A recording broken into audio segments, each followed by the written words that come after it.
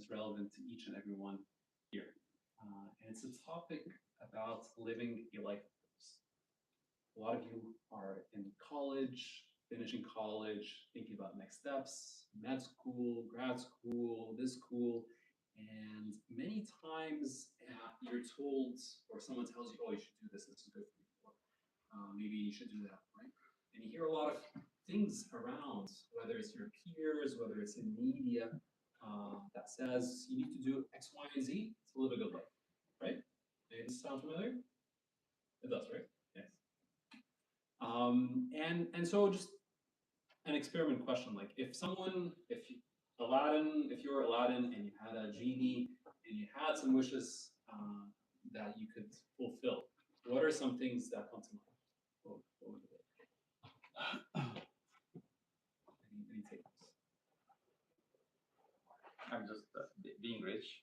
It's not, yeah, being rich, right? Yeah, money solves a lot of problems, right? You can go on nice vacations, buy nice houses, nice cars. Yeah, absolutely, absolutely. Okay, good. What else? Yes. For everybody to get along. For everybody to get along. That's even harder than but yes, that would be great. That would be great. What else? My brother and I would like to say, see God, do good, have fun. I love it. I love it. That's good. That's good. That's nice. Great. Any other takers? Okay, what if we come out of the Sunday school room and just go out in the streets? What are some common answers that you hear? Power. You're in Times Square, and you ask people, power, right? You want power. Okay, be able to do this and that, have authority. Good. So I think it will probably center around maybe those four, right? Something along those lines. Maybe have power in there. That's a good one. So money, right? People say, if only I was Elon Musk, I had a lot of money, I can travel here and there, have my own private jet, have my own private island, go on vacation in Tahiti. Life would be good. Life would be very good. Recognition, right? I want to be recognized. I want to be famous. I want people to know my name when they see me. It's like, yeah, you're this person, right? You're that famous soccer player, or you're this famous singer, right? Or pleasure, right? Again, just being on a beach somewhere, enjoying life outside of all the stresses that we have. This might sound good, but if you think about it, if you look at the real data, right? If you look at the real encounters of people that have been there, done that, it doesn't seem to fit the bill. These are some quotes of some famous people that you'd see on TV. Lady Gaga, who said, "I won an Oscar, I sang at the Super Bowl, but in some ways I still feel empty inside." Does that resonate? You go, you take an exam, you really want to do well, you do amazing, and you're like, now what, right? Or you buy a fancy, nice car, it's shiny, it's red, you're happy with it for a bit, and then you're like, all right, like now what? Right? Or this cute new purse, looks nice, you're happy with it, and then you're like, all right. Or you go on the beach on vacation, and like the second day, you're like, kind of bored. Right? Sounds familiar? Good. Or Serena Williams, right? Serena Williams, great tennis player, maybe the best in the world. She says, I've been in that position where I was at the top of my game and I felt empty. Or Michael Phelps, broke a lot of records and had bouts of depression. After he goes and wins and does all this, severe depression. Someone else said this. This guy's name was Solomon. Right? Wrote a lot of cool Old Testament books. This one comes from Ecclesiastes. It says, vanity of vanities, a chasing after the wind. We all know Solomon, right? Solomon had riches galore, women galore, everything galore. He also had a lot of wisdom. And you see that he details in the book that as he's gone through life and has had all these wonderful things, fame, the money, everything, right?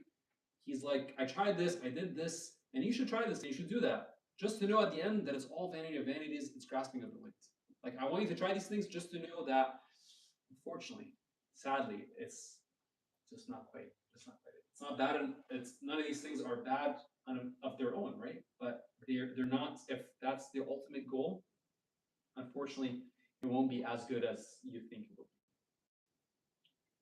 So, and this is what the world tells us again: pleasure, money, fame. If you have all those things, power, you'll be happy, you'll be satisfied, you'll be set. But what we really get to find out is living a life of purpose. If you center your life around a common purpose, and we'll talk about that in more detail, you may find much more satisfaction than fleeting things. Have you guys heard of Viktor Frankl? Famous psychiatrist, wrote a book on meaning. He went to a concentration camp, and he details who made it out and did well and who didn't. And he noticed that those who survived were those who had a reason to survive. So he would talk about different people. I'm making up their names because I don't remember their names, but he would say, like, Joshua wanted to survive because he wanted to unite with his son who was not there, right? Or Victor himself would think of his wife who was not there and say, he just think of the love that he has of his wife, and that kept him going. Or David, who was a scientist, who has done all this great work and experiments, but he didn't have the time to write it all down. He's like, I want to exit here so that I can continue my work and finish what I already started. He compared it to another person. His name was Joseph, who had a dream that he would be liberated by the end of the month, on March 30th. And the days were coming by, keep coming by, and as they approached the 29th, he started feeling ill. The 30th, he says, had a pretty bad fever, and shortly after he died. He says he saw this stark contrast of those who had a purpose outside that kept them going, and those who did not, and those quickly dwindled. Okay. This is also born in literature. So if you look at research, we know that people who have a purpose live longer, healthier, are more resilient, are able to go through difficulties and challenges, right? It's much easier to study for a hard exam when you're like, I'm studying for this exam because I want to do X, Y, and Z, right? I want to go to this school. I want to achieve this goal. When you have a goal and you have a purpose that's beyond what you're doing now, the very hard things that you all go through become a little bit easier, right? And so I'll center the purpose that I'll talk about along 4 different avenues, which are faith, family, friends, and meaningful work. And all those are outside of yourself. All of those are relational. But again, as we mentioned, that's not what the world shows us, right? You go to this pathway, people sacrifice relationships with people to earn more money, right? They lie, they steal, they kill, to achieve goals, wealth, pleasure, right? So if our code and our goal is to achieve this purpose, why are we so off base? What happened? What is the origin story? And we would have to go back to our origin story, back in Genesis, and see how we were created and what went wrong. So if we go back to Genesis 1:27, God created man in his own image. In the image of God, he created him, male and female, he created them. And we know that God, the triune God, out of all his love, created humanity to bestow this love on humanity. St. Irenaeus tells us that man is created to receive God's love and grow toward union with him.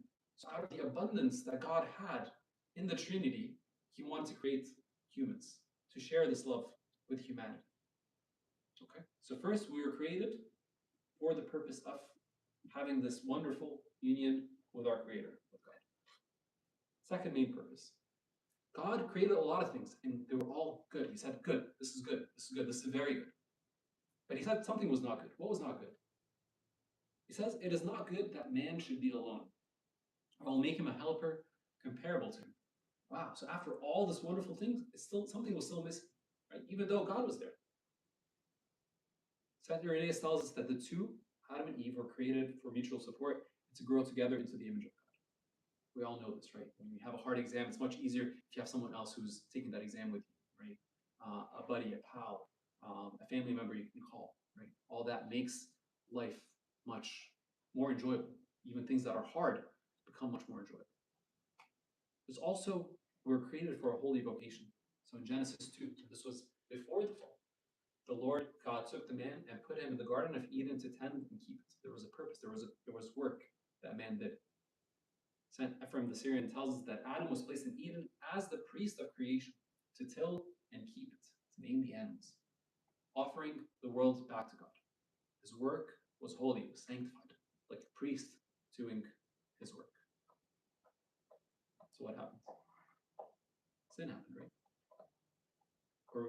missing the mark. Right? We all know the story of Adam and Eve, disobeying God out of pride and out of lust, and deciding to believe the serpent over believing God. And the circumstances of that was all these three elements were distorted. So we see Adam and Eve who walked with God, now hiding from God, right? Trying to hide behind fig leaves.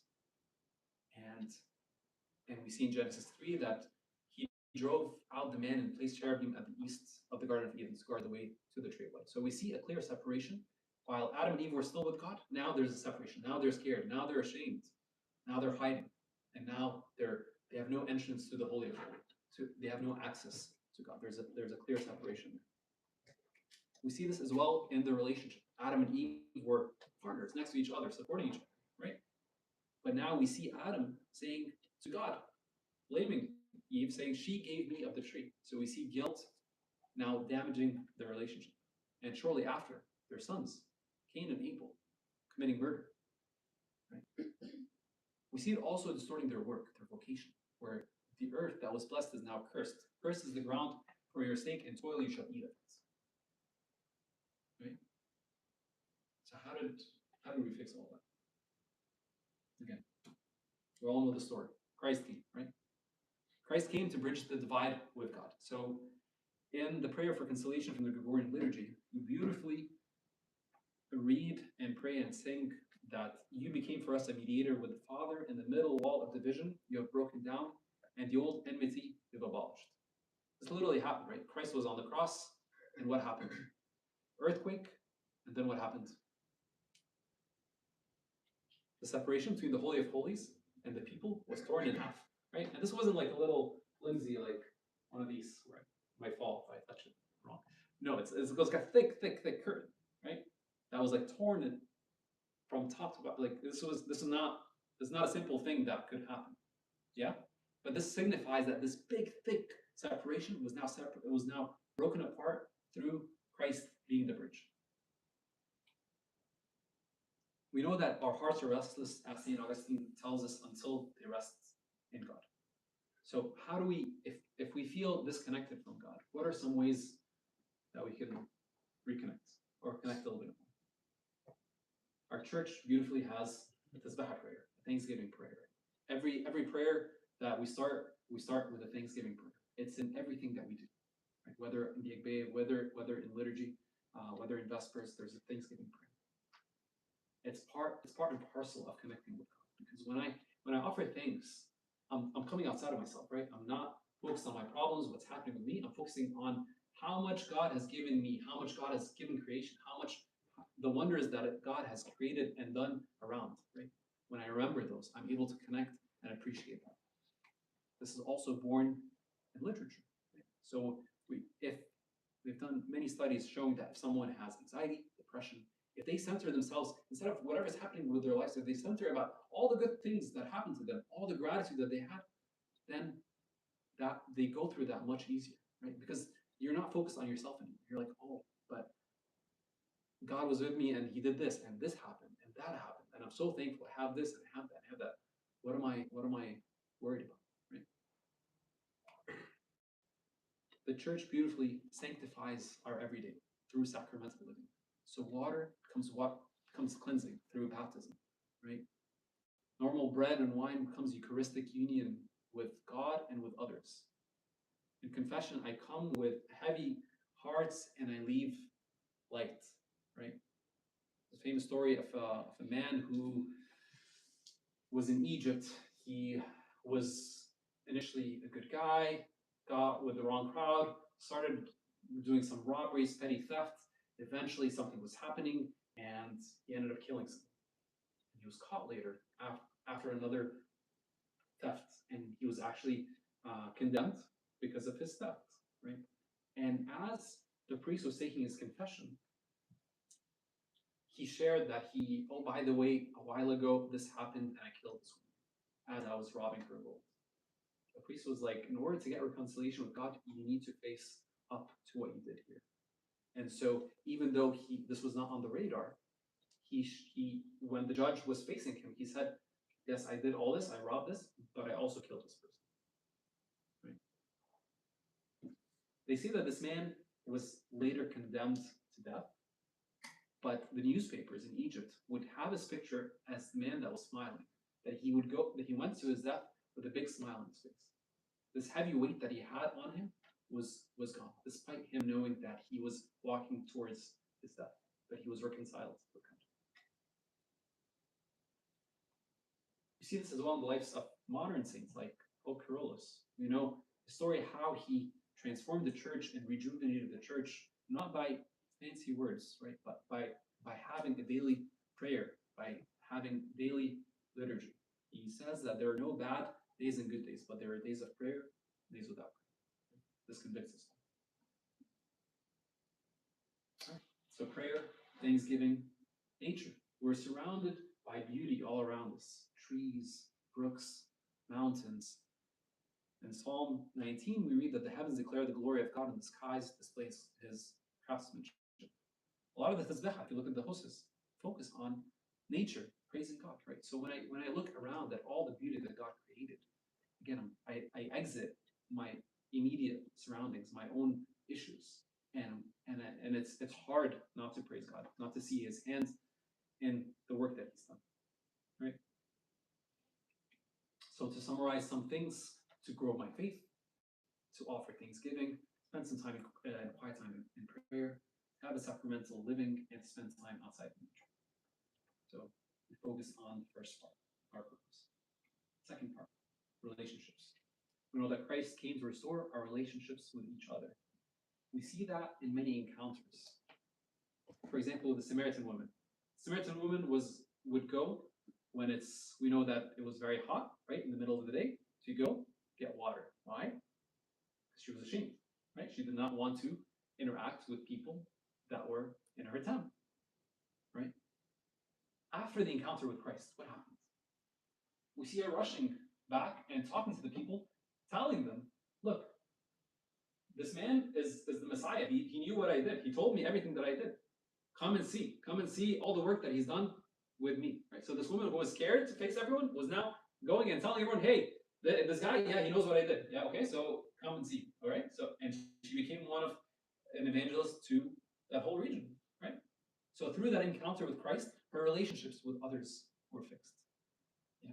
We see that as well in the parable of the Good Samaritan, right? With Christ teaching the Jews and telling them to get outside of your own bubble when he tells them, who is my neighbor, and gives them the whole parable of how this man goes and tends to this Jew that was on the ground and takes him to the place and takes care of him, even though the Levite and the priest did not.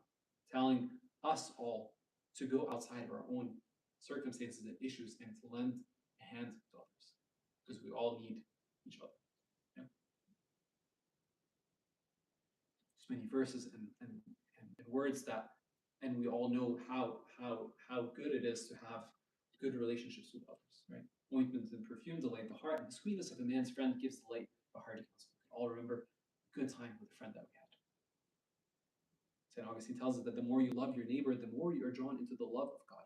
He who loves his brother rightly finds delight in the soul's proper work. So it's synchronous. You love God, you're able to love others more. And you love others more, you're able to love God. There's the longest study on happiness. It's a Harvard study of adult development that looked at two cohorts, two groups. One were blue-collar men in inner city in Massachusetts. Others were white-collar, wealthy individuals, and looked at them longitudinally to see what would happen in 80 years. Who was happier? What leads these people to true, long-standing happiness and joy? And they looked at different parameters, right? How much money they made, what type of work, everything. And ultimately, what they found was that the highest signal was those who had fulfilling, strong relationships with others. Those could be with those in their immediate family, in the community at large, friendships. It wasn't their wealth, it wasn't their fame. It was ultimately the time and commitment that they did to each other to develop true, meaningful relationships. We see this in the example of Saint Mary. Saint Mary, after being given the word that she would bear the Son of God, something of great honor, that she decided to go and spend this time in fellowship and in service to Elizabeth. who was also pregnant at that time, and spend its time in fellowship and service with her, as an example for us. So as we all know, relationships are important. Relationship also require investment. You have to be present, investing in the community. All of you being here today is a sign that you say, yes, this is important. It's important for me to come and be with my brother and sister. Because when I'm not here, something's different. And when you're not here, this is not the same. You being here today together enriches this for everyone, right? Spending time with family. I know many of you might be away from school. Spending time with them, calling them, being a good friend to others, serving others, right? We all need a friend. We all need someone to call us and say, hey, how are you doing, right? We all have hard things that happen. Start. Don't wait take the first step, right? You all have been on mission trips together, served together in Egypt. So having shared values and activities, whether at school, at church, in your community, enriches those relationships because again, you come outside of yourself to something that's above you. The third point and final point is Christ restoring our vocation. So in Ephesians 2, we read that we are God's handiwork, created in Christ Jesus to do good works. We're created to do good works. Our work is important, which God prepared in advance for us to do. St. Augustine also tells us that when the fruits of your labor help your brother or sister, your toil is sanctified and brings delight to your soul. You are a co-worker with God. In the parable of the talents, we see 3 people that had different talents. And we all know the parable that one person put their talent in the ground and was scared, and the other people invested their money, right? They invested their talents. You all have a lot of different talents, right? Your presence is a talent. So you being here is a gift, yeah? So everything that you do is a talent, is a way to serve others. And we all are asked to invest our time, our efforts, our being, our work in service of our community and of others. We have many examples like Mother Teresa and others who dedicated their life to service, right? Their holy vocation became serving others.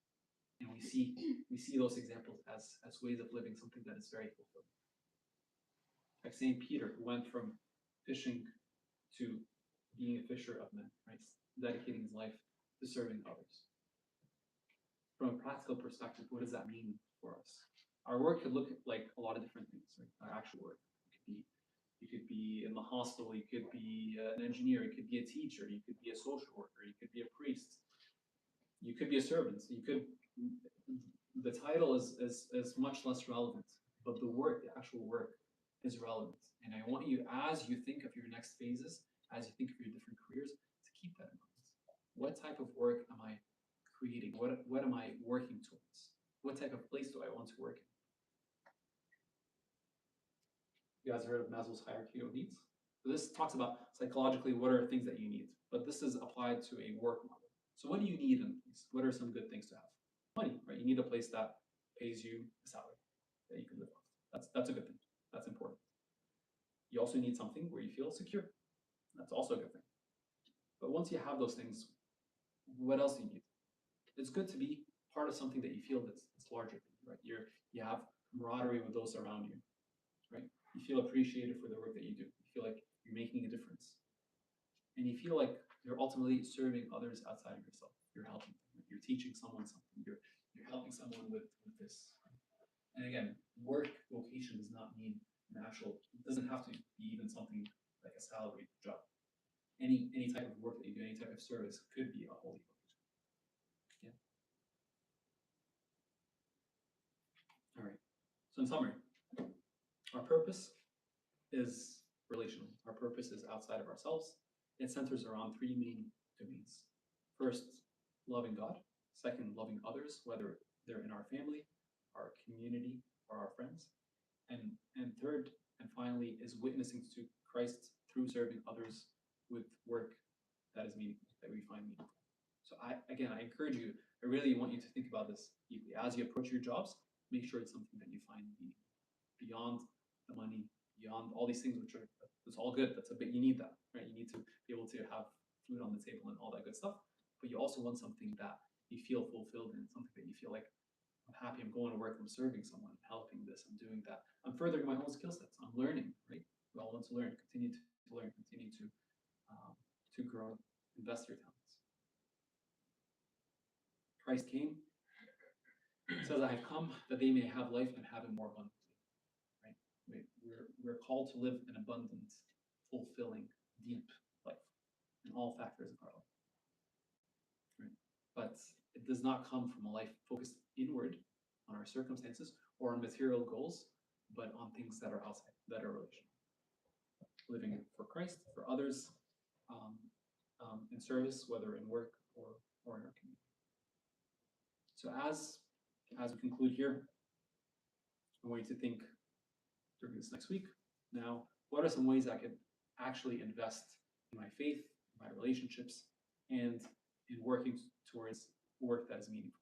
How can I build towards a fulfilling life of purpose this week? Maybe think about one act of intentional love or service you could do this week. Thank you. Any questions or thoughts?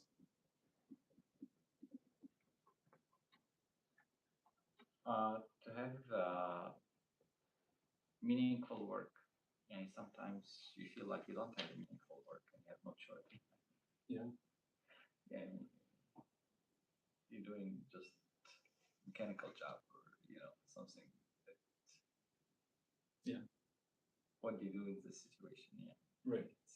Let's take an example. Mechanical, like something you're fixing a car. You're a mechanic, mechanically fixing a car, right?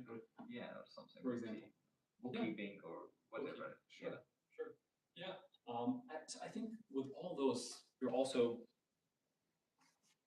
you're using a skill set that you know, that you're applying, that you're furthering something, that you can find enjoyment. You're serving someone, right? If someone doesn't have, if my